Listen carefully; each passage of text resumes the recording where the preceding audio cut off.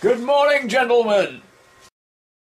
Hey guys, here for another review today. This is a Transformers review. It was going to be a Gao Gai Gao review on Shoryujin. However, I don't have the clips yet to do the robot story-ish kind of part that I do for the Code Geass ones.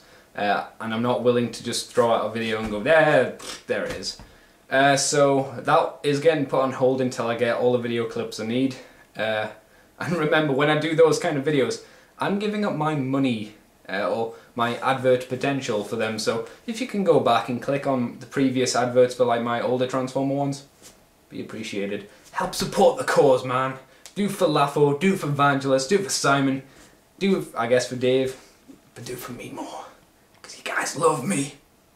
Anyway, today I will be doing a review on, as you can guess up there, and title screen and whatever, it's Bombast! Wow, Bombast! Mine has been quote-unquote customized with what I can only gather is white paint or, I don't know, Tipex or something, because like this stupid white paint keeps peeling off. You'll probably see it better in the review, but it's really badly done. And also the gun tip was broken, or one of the gun tips was broken. So I did get a little bit of money back because I was a little bit upset because the description was Bombast.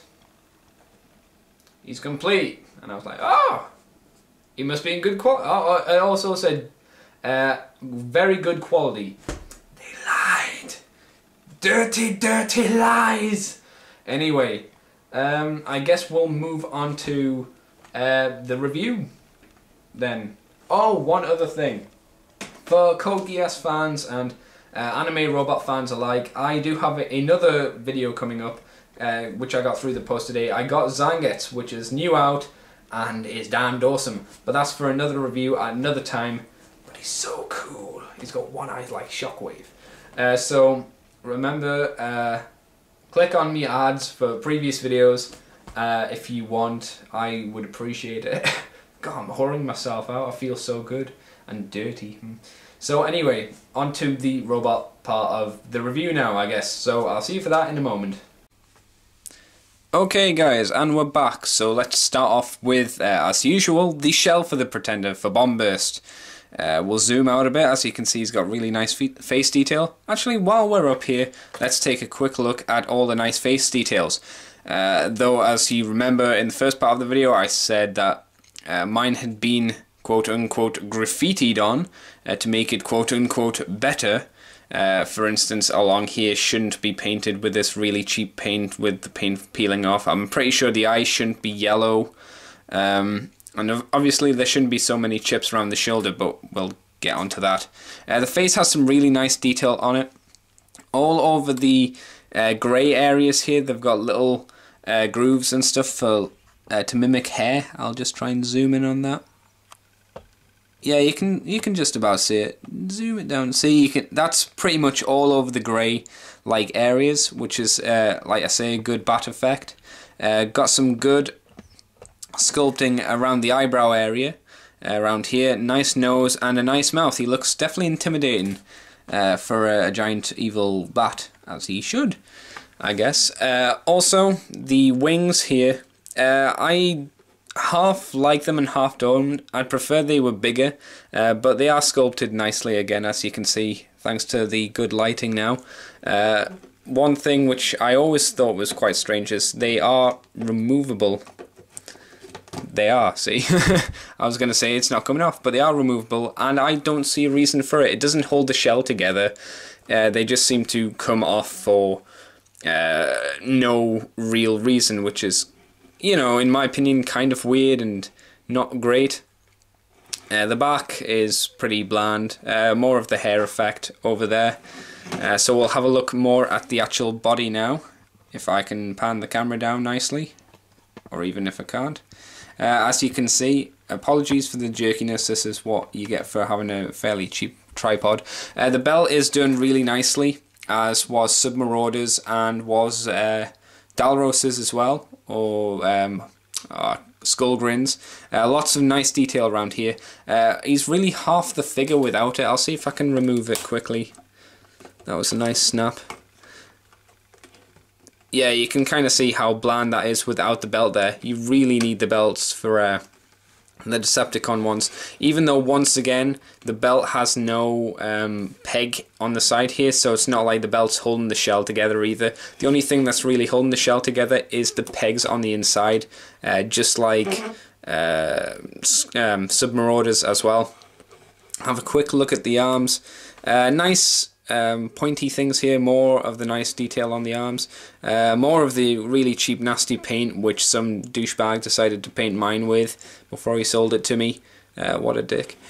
The weapon is quite good as well. I would have liked maybe a bit more detail on it. I feel it's a little bit disappointing compared to, say, the weapon for Submarauders, which I'll just like there. You can see there's a lot more careful detail being put into it compared to this, which is just a solid bit of plastic. But it works well. It looks big, it looks crude, and it looks intimidating, which it should do.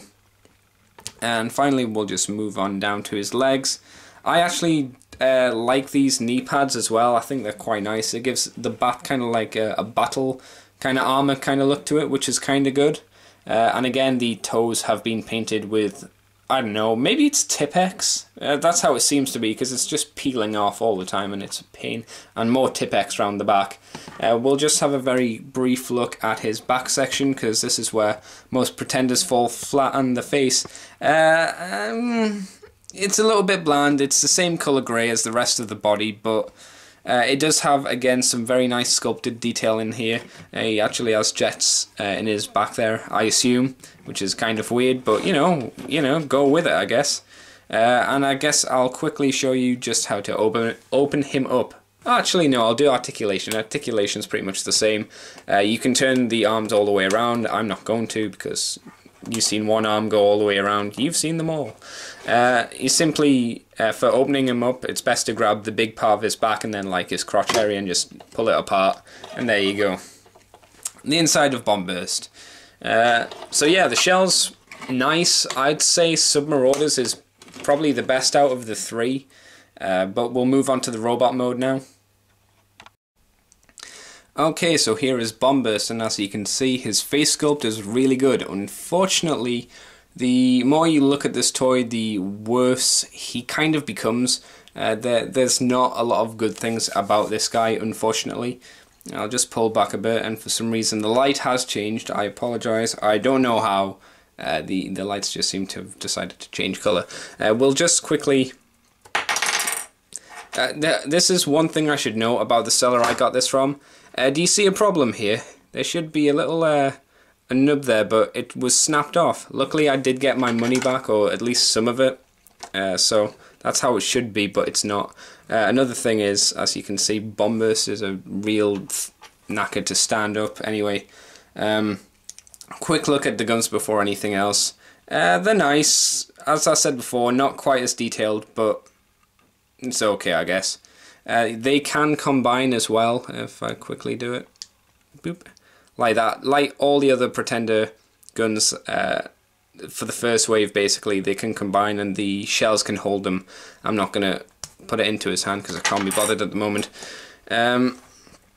If you look at his hands are abysmally bad. Look, it's just flat plastic with a little lump for a thumb. Really basic grooves for her fingers. There's just something about these arms which I just don't like. I mean, it's got nice sculpture in some other places, and it looks okay in this. Well, from the back you can tell what it transforms into. So articulation, arms all the way around. Like I said, you've seen it once, you've seen it all. Legs bend the wrong way, but that's for transformation, and legs also move forwards and backwards, and the feet pivot, but that's for transformation, and that's probably more of a hindrance than it is a benefit, because he seems to fall over a lot. Look at that, I just touched him. I touch him and the light changes. That's insane. Woo, woo. Light, dark, light, dark, light, dark. Sorry, I'm just playing with the camera at the moment. I'll transform him for you now, from how I remember. Turn him this way, grab this little grey nub on his back and fiddle with it until it pops up like that. Get the arms. I think you turn them around like this. do you put them down? You do not put them down. And get the feet, push those bits in, pull them over the top, I think. Oh no, push them underneath. Yeah, push them underneath. See, it's been a while since I've transformed him like that. So you've got a basic kind of ship shape, I guess. Oh, that's almost funny. And then plug the guns into the ports and hope that they stay in there. This one doesn't, half the time. And that's pretty much Bomb Burst from what I think anyway. I could be wrong. Vehicle mode, I was hoping for a lot more from this. From pictures I saw, I was like, yeah, this dude's awesome. He's not. The second wave of Pretenders, as I've said before, is really the best. And it's mainly because of these guys letting down the shells. I mean, the shells for the first wave are really good. However, this is the biggest letdown because it's like, it's not very good, is it? Though I do have a soft spot in my heart for Skullgrin because he's quite a nice one, I think. He works well. I mean, it's got some good details, like the propellers built in, the backwards fins and stuff. They're nice, but it's not enough to say, yeah, this guy is awesome. I have to have him in my collection now. I say if you like Master Force and you liked Blood, because this is Blood, this Japanese name obviously, then get him. If you want the whole set of them, which I've got now, luckily. He's not the best, but he's still a nice one to have. Not good to play with, but definitely good to have for display purposes. I think that's all. So thank you guys for watching. This, like I said before, should have been a Galgaigar one. I just haven't got the clips for it at the moment. So I'll see you next time, and thanks for watching, guys. Yo, man, you the biggest pimp around this place, man. Yeah, man. You bigger than Milk Daddy, man. You bigger than the Milk Daddy. You don't need to tell me that, boys. You don't need to tell me that, boy.